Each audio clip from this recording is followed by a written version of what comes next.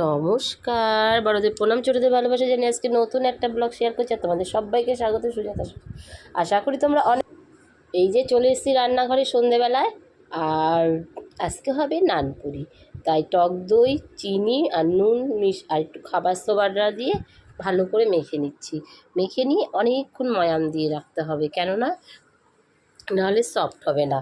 আর অনেক দিন ধরে ইচ্ছে ছিল নানপুরি করব করব, কিন্তু আর হয়ে উঠছিল না, সময় ছিল না, আর জিনিসপত্রের জোগাড়ও ছিল না। তাই আজকে মতে মতে ভেবেই রেখেছি আজকে সন্ধেবেলায় তাই করব। তাই সন্ধেবেলায় চলে এসেছি, এখন 7:30 মতো বাজে। এখন মেখে রাখছি, 9টার দিকে করব। যেহেতু সবাই মিলে খাওয়া হবে, তাই অনেকটা নিয়েছি আটা, 500-র ওপরে। তাই আটাটা দেখলাম একটু নরম হয়ে গেছিলো, তখন অল্প একটু আটাও মিশাতে হলো, মাখাটা আর কি। এই যে এবার মেখে নিয়ে তারপরে রেখে দেব ঢাকা দিয়ে। তারপরে হচ্ছে করব পরে। আর দেখবে সবসময় বিয়েবাড়ি কিংবা অনুষ্ঠান বাড়িতে তো খেয়েছি, কিন্তু বাড়িতে কখনও ট্রাই করিনি, এই প্রথম ট্রাই করছি। এই যে চলে এসেছি আবার রান্নাঘরে, এখন ভাজবো আর কি। ময়ামটা আমার হয়ে গেছে, এটা 1-1.5 ঘন্টা রেখে দিতে হয়, তাহলে আর কি সফট হয়। আর অত তেলও লাগে না। দেখলাম তো লুচিতে যেমন তেল লাগে, কিন্তু এতে এত তেল লাগে না। 3টে লুচির সমান একটা করে হবে।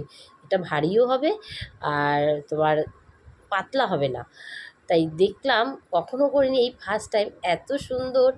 যখন ভাজলাম, ভাজার পরে দেখলাম সফট হয়েছে না, আর প্রত্যেকটা ফুলেছে। কী যে আনন্দ হয়েছে মনে মনে, সে কি বলবো, ভাষায় প্রকাশ করতে পারছি না।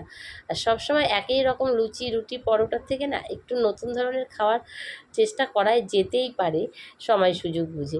সেটাই করছি আর কি। তাই তোমরাও ট্রাই করো। হ্যাঁ, একটু হয়তো সব সময় সব রকম জিনিস ঘরে থাকে না, লুচি করতে অত কিছু লাগে না, কিন্তু এটা একটু ঝামেলা আছে। টক দই, খাবার সোডা, এই দুটো এক্সট্রা লাগে, তাছাড়া কিছুই নয়। তারপরে 3টের সমান একটা করে করছি, বেশি হয়নি। 500 আটা 10টা না 12টা হয়েছিল, মোটা মোটা। তো কি মনে হলো আজকেই করি, কেননা সব সময় তো সব কিছু ঘরে থাকে না, সেইভাবে করা হয় না। আর সবথেকে বড় কথা, সামনের ছেলে মেয়েদের পরীক্ষা, ওই রাতের বেলা এইসব খাবার করতে গেলে অনেকটা সময় নষ্ট। যেহেতু ওদের সামনে পরীক্ষা, ওদের সময় দিতে হয় কম বেশি। আমি যদি সারাক্ষণ রান্নাঘরে থাকি, ওদেরকে সময়টা কে দেবে? সেই কারণেই আরও করা হয় না বেসিক্যালি, সত্যি কথা। হ্যাঁ, আর সময়টাও তো দরকার। এগুলো একা হাতে করতে অনেকটা সময় লাগে। কেউ যদি হেল্প করার থাকে তাহলে ভালো হয়, কিন্তু কেউ তো হেল্প করার নেই। একা মেখে বেলে, এক হাতে বেলে মেখে করা অনেকটা সময় লাগে, সেই কারণে করা হয় না। অনেক দিন পরে পরেই করি, আর করতেও তো অনেকটা সময় লাগে। যাই হোক, আর গরমও পড়েছিল, হট করেই মাথায় এলো, দেখি সব কিছুই আছে, তাহলে করি। করতে করতে কি, তাই চলে এলাম রান্নাঘরে। এখন 9টা বাজে, সবাই খাবে, সেই কারণে এগুলো করতে অনেকটা সময় লাগবে তাড়াতাড়ি। আর মোটা মোটা তো খুব একটা সময় লাগবে না, তাই এক এক করে ভেজে নিচ্ছি। আর দেখবে মধ্যবিত্ত পরিবারে ভালো মন্দ খাওয়ার কথা ভাবতে গেলে অনেক চিন্তা করতে হয়। আজকে খেলে কালকে খাওয়ার কথা চিন্তা করতে হবে, সেই কারণেও সেটাও একটা ফ্যাক্টর। কিন্তু মন তো মানে না, আর মুখের স্বাদ তো সেটাকেও ধামাচাপা দিয়ে রাখা যাবে না, খেতেই হবে। খেতে গেলে করতেই হবে, পকেটের দিকে তাকালে হবে না। সেই কারণেই ভাবলাম থাক, আজকে করাই যেতে পারে, সেই কারণেই চলে এসেছে। আর এই যে এক একটা লেচি কেটে নিচ্ছি, কটা ভেজেছি আর এই কটা বাকি ছিল, এই কটা করলেই হয়ে যায়। আর এদিকে বাচ্চারা ওপরে পড়ছে, শ্বশুরমশাইয়ের খাওয়ার টাইমও হয়ে এসেছে, সেই কারণে তাড়াতাড়ি ভেজে নিচ্ছি। আর শ্বশুরমশাইকে একটু পটল আলুর তরকারি আছে আর মিষ্টি দিয়ে দেবো, আমরা কি দিয়ে খাবো সেটাই হচ্ছে ভাবনা। তারপরে দেখলাম যাক, মাংস আছে, মাংস দিয়েই খাই। যদিও ওগুলো মাংস দিয়ে অতটা টেস্টফুল না, চানা মশলা দিয়ে। আর এই দিন নিরামিষের দিন যখন করব, তখন চানা মশলা দিয়ে করব, কেননা এই মাসেই দেখি বাজারে গেলে নিয়ে আসবো চানা মশলা। তারপরে আর এদিকে এক এক করে বেলে নিচ্ছি, আর বেলে না নিলে না পরে একটা করে ভাজো আর বেলো, অনেক ঝামেলা হয়। তাই বেলে বেলে রেখে নিয়ে তারপরে করব, তাহলে তাড়াতাড়ি হবে। আর খেতে যেমন ভালো লাগে, কিন্তু করতেও তো অনেক সময় লাগে, বলুন বন্ধুরা। হ্যাঁ, নিশ্চয়ই তোমরা সবাই বাড়িতে ট্রাই করেছো তোমাদের মতন করে, কিন্তু না বন্ধুরা, আমি কখনোই ট্রাই করিনি, এই ফার্স্ট টাইম করলাম। কিন্তু এত ভালো হয়েছিল কি বলবো। হ্যাঁ, তাই মনে মনে ভাবছি আরও একদিন করব। এখন লুচি করব না, টক দই থাকলেই আমি এই নানপুরিটা ট্রাই করব। তাড়াতাড়িও হয়, কিন্তু একটু মেখে রাখতে হয়, এটাই ঝামেলা, তাছাড়া কিছুই না। আর তেলটাও অনেক কম লাগে, আর খেতে কি বলবো ভীষণ ভালো, যেহেতু টক দই আছে খেতেও কোনো সমস্যা নেই আর হজমেরও কোনো সমস্যা নেই। এই যে এত কটা ভাজা রয়েছে আর এই কটা রয়েছে 4টে 7টার মতো রয়েছে, এই কটা করলেই ব্যাস, তারপরে সবাইকে খাবার দেবো। আর প্রত্যেকটা মোটা মোটা হয়েছে আর তেমনি সফট হয়েছে। হ্যাঁ, লুচি যেমন একটু পাতলা করলে শক্ত হয়ে যায়, অনেক ময়াম দিতে হয়, এর আবার তারা মেখে শুধু রেখে দেওয়া। আর দেখবে বাচ্চারা তো খেতে ভালোবাসেই, আর আমার শ্বশুরমশাই যেহেতু বাইরের খাবার খায় না, ওনাকে চেষ্টা করি এক এক দিন এক এক রকমের খাবার করে দেওয়ার, কিন্তু সব সময় তো পেরে উঠি না। আর তারপরে সারাদিন সংসারে কাজ করে ভালো মন্দ এটা ওটা করতে গেলেও প্রচুর সময় লাগে, সেই কারণেই আরও করি না। যাই হোক, তোমরাও কিন্তু বন্ধুরা বাড়িতে ট্রাই করতেই পারো। আগে টক দই আর নুন মিষ্টিটা একটু বেশি দিতে হবে, যেহেতু টক দই দিতে হবে, চিনি খাবার সোডা দিতেই হবে। হ্যাঁ, তোমরা এই যে এক এক করে এবার তো সব বেলা হয়ে গেল, এবার এ কটা করলেই শেষ, তারপরে দেবো খেতে।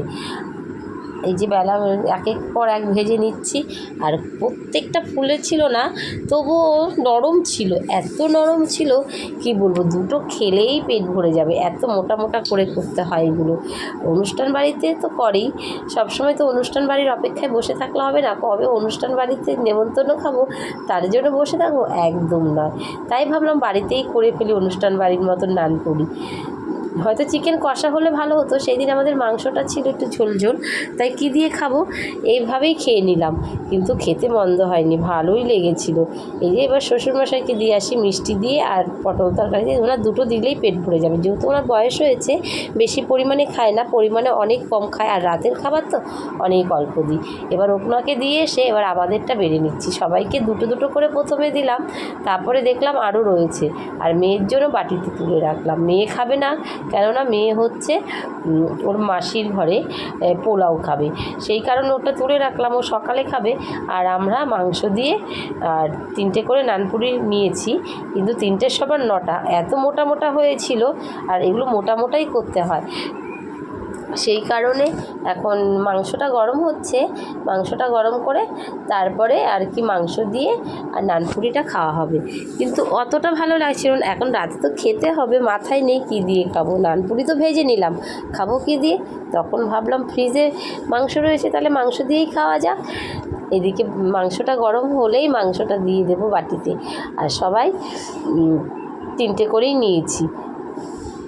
দেখো, আর আমার ছেলে তো খেতে ভালোবাসে ভীষণ, সেই কারণেই আরও ওকে সারপ্রাইজ দাও, ওকে বলেই নি করবো, যে হট করেই করেছি। ও রান্নাঘরে এসে অবাক কাণ্ড, মা এটা কী বানাচ্ছে, অনেক দিন ধরেই ভেবেছিলাম করব, কিছুতেই আর সময় হচ্ছিল না, তার অবশেষে এই যে মুরগির মাংস দিয়ে আর আলু দিয়ে খেয়ে নেব, যেহেতু কিছুই ছিল না ঘরে, আর অনেক দিন ধরে টক দইটা ফ্রিজে ছিল, যদি নষ্ট হয়ে যায় সেই ভয়েই হুটোপাটা করে আরও করে নিলাম।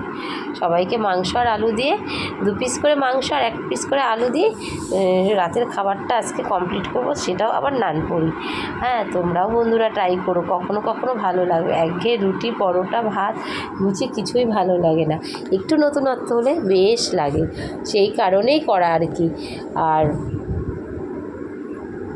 যদি আমার ভিডিওটা ভালো লেগে থাকে প্লিজ তোমরা একটু কমেন্ট করো আর লাইক করতে ভুলো না, আর তোমরা যারা নতুন বন্ধু আমার চ্যানেলটাকে সাবস্ক্রাইব করে দিও, আর আমার পাশে থেকে আমাকে সাহায্য করো, কেননা তোমরা সাপোর্ট না করলে কিছুতেই এগোতে পারবো না। এইবার সবাই সবার মতো খেয়ে নেবে, আর আমাদের রাতে এইরকমই খাই নর্মালি, বেশিরভাগ ওপরে নিয়ে যাব, যেমন ভীষণ গরম পড়েছে, এই গরমে নানপুরি আর মাংস, যদিও আমরা এসিতে বসে খাবো সেটা অতটা গরম লাগবে না, কিন্তু সবার তো আর এসি থাকে না, এই গরমই। এবার আমি সবার খাওয়া হয়ে গেছে, সবার লাস্টে আমি খাচ্ছি। কি বলবো বন্ধুরা, এত সফট হয়েছিল আর এত ভালো লেগেছিল, ভাষায় প্রকাশ করতে পারছি না, তাই আর লোভ সামলাতে পারলাম না, তাড়াতাড়ি চটপট করে খেয়ে নিচ্ছি, পুরো বিয়ে বাড়ির মতন হয়েছিল নানপুরিটা।